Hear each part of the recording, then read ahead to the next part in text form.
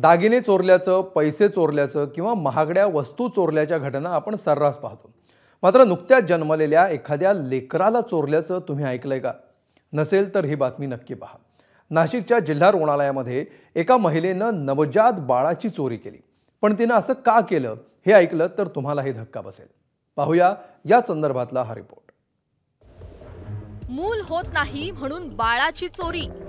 उच्च शिक्षित महिला मुलासाठी बनली चोर. आई होण्यासारखा आनंद दुसरा कुठलाच नाही असं म्हटलं जातं. पण हा आनंद काही सगळ्यांच्याच नशिबी नसतो आणि हाच मातृत्वाचा क्षण अनुभवण्यासाठी, उपभोगण्यासाठी एका महिलेनं चक्क बाळाची चोरी केली आहे. सीसीटीव्हीत दिसणारी ही महिला आहे सपना मराठे. तिने नाशिकच्या जिल्हा रुग्णालयातून बाळाची चोरी केली. खरं तर ही चोरी करताना तिने 2 दिवस रेकी केली. एका महिलेची नुकतीच प्रसूती झाली होती. तिच्यावर या महिलेनं पाळत ठेवली, तिच्याशी ओळख वाढवली. शनिवारी दुपारी 12 वाजता तिनं मूल सांभाळतो असं सांगितलं आणि त्या लेकराच्या आईचा डोळा चुकवून रुग्णालयातून पळ काढला. ही संपूर्ण घटना सीसीटीव्हीत कैद झाली आणि पोलिसांचा शोध सुरू झाला.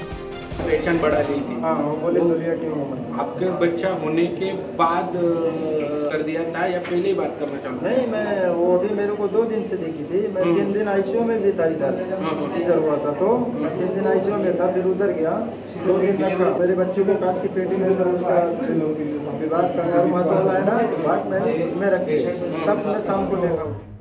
पोलिसांनी चक्र फिरवली आणि काही तासात बाळ चोरी करणाऱ्या महिलेला नाशिक जिल्ह्यातील दिंडोरी शहरातून अटक झाली. पंचवटी भागातून पंचवटी प्रभारी अधिकारी व युनिट 1चे मधुकर साहेब यांना माहिती मिळाली की दुपारच्या वेळेस एक महिला एक लहान बाळासह आली होती आणि तिला तिच्या घरी पाठवण्यात आलेलं आहे. अशी माहिती मिळाल्यावर तात्काळ युनिट 1चे कट साहेब व त्यांची टीम दिंडोरी येथे रवाना झाली. त्या महिलेचा शोध घेतला आणि त्या ठिकाणी ते बाळ मिळून आलंय. दरम्यान तिच्या चौकशीतून धक्कादायक खुलासे झाले. बाळ चोरणारी ही महिला MBA पदवीधर आहे. लेखापाल पदाची परीक्षा देखील तिनं उत्तीर्ण केली आहे.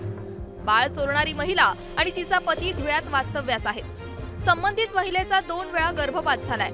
मूल होत नसल्यानं तिनं बाळ चोरलं. कुटुंबाला प्रेग्नंट असल्याचं सांगून गेल्या वर्षभरापासून कुटुंबापासून ती दूर राहिली. बाळाची चोरी केल्यानंतर महिला तिच्या घरी गेली. दरम्यान या महिलेच्या वडिलांनी पोलिसांना दिलेल्या माहितीनंतर सपना मराठे ही खोटं बोलत असल्याचं समोर आलं आणि तिचं बिंग फुटलं. घरच्यांना तिने यापूर्वी असं सांगितलं होतं की मी प्रेग्नंट आहे 9 महिन्यापासून आणि 2 दिवसापूर्वीच बाळंतीण झाली असंही तिने वडिलांना फोनद्वारे काहीतरी सांगितलं होतं. त्याच्या घरच्यांना डाऊट आला की हे बाळ हिचं नाही असं वाटत.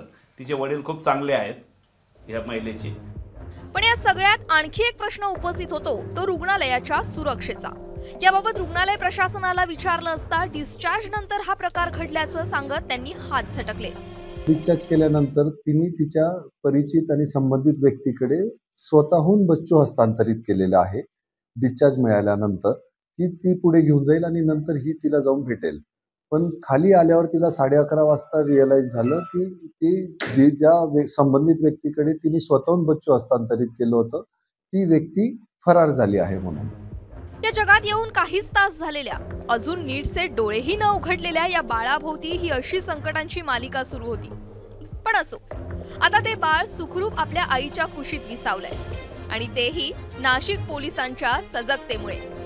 पण मातृत्वाच्या सुखासाठी बाळाच्या हव्यासापोटी दुसऱ्याचं लेकरू चोरणं ही वृत्ती अमानवी आहे. शुभम बोडकेसह ब्युरो रिपोर्ट, ABP माझा, नाशिक. ABP माझा, उघडा डोळे बघा नीट.